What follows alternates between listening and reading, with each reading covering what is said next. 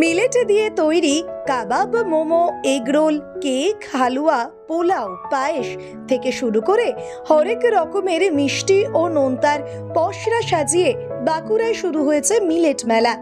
শহরে রবীন্দ্র ভবনে জেলা স্বাস্থ্য ও পরিবার কল্যাণ দপ্তরের খাদ্য ও নিরাপত্তা বিভাগের উদ্যোগে অভিনব এই খাদ্য মেলা ঘিরে মানুষের উৎসাহ বাড়ছে। স্বাস্থ্য দপ্তরের পক্ষ থেকে জানানো হয়েছে, শরীর সুস্থ রাখতে রোজকার খাবারে রাখতে হবে মিলেট।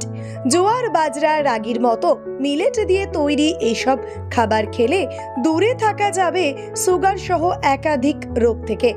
এদিনের মেলায় স্বাস্থ্য দপ্তরের পক্ষ থেকে জেলার মিষ্টান্ন ব্যবসায়ী থেকে বেকারি মালিকদের আহ্বান জানানো হয়েছে। বর্তমান সময়ে মানুষকে সুস্থ রাখতে মিলেটের ব্যবহারের গুরুত্ব সম্পর্কে অবহিত করা হয়। একটি নামী বেকারি সংস্থার পক্ষে উপস্থিত শুভেন্দু সিং বলেন, আটার তৈরি খাবার এখন অনেকেই এড়াতে চাইছেন।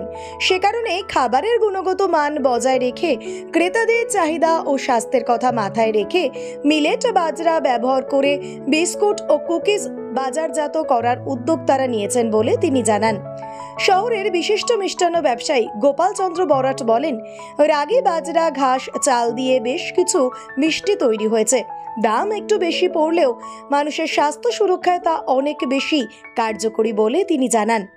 বাঁকুড়া জেলা খাদ্য সুরক্ষা আধিকারিক কৌশিক কাহালি বলেন, বর্তমানে জলবায়ু ও আবহাওয়ার পরিবর্তনের কারণে বৃষ্টিপাত অনেক কম হচ্ছে। আমাদের এখানে যা চাষাবাদ হয় তা মূলত বৃষ্টি নির্ভর। ফলে বিকল্প পথে হাঁটতে গেলে খাদ্যাভ্যাসের পরিবর্তন করা দরকার। আর তাছাড়া মিলেট জাতীয় খাবার পুষ্টিগুণেও সমৃদ্ধ বলে তিনি জানান। মিলেটের গুণগত মান আমাদের পুরোপুরি যে খাবারগুলো বানানো হচ্ছে সেটা মিলেটের গুণগত মান মেনে, এবং বর্তমান যুগে তো আমাদের হাইপার টেনশন বলুন, ডায়াবেটিক বলুন বা স্থূলতা সেটা 8 থেকে 80 সবার মধ্যে লেগে আছে। তো আমরা সেটাকে মোটামুটি যাতে এগুলো যাতে আমাদের না হয়, সেটা বাচ্চা থেকে বুড়ো, তো সেই হিসাবে আমরা এই খাবারগুলো বানাচ্ছি। তার গুণগত মান আমরা বজায় রেখে আমরা বানাচ্ছি। আমরা দেখি ফাস্ট ফুড খাওয়ার ফলে সমস্ত কেমিক্যাল ইউজ করা হয়, সেটা কতটা শরীরের পক্ষে ক্ষতিকারক? অবশ্যই সেটা শরীরের পক্ষে ক্ষতিকারক। তার জন্য তো বিভিন্ন নন কমিউনিকেবল ডিজিজ গুলো তো লেগেই আছে। তো সেগুলো আমরা হার্টের সমস্যা, কিডনির সমস্যা, এগুলো তো ফাস্টফুড খেয়ে লেগেই আছে। কিন্তু এক্ষেত্রে আমরা মিলেটের ক্ষেত্রে যেটা লো অয়েল, লো সল্ট এবং লো সুগার আমরা প্রোভাইড করছি, সেগুলো মেনটেন করে আমরা খাবার করছি। তো লো অয়েলটার জন্য আমাদের কোলেস্টেরল বা হার্টের সমস্যা যেগুলো আমরা প্রিভেন্ট করতে পারছি।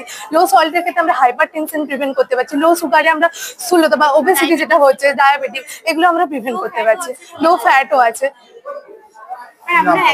আমার নাম শ্রাবণী হালদার, আমি 3rd year GNM student of NTS BSMCH।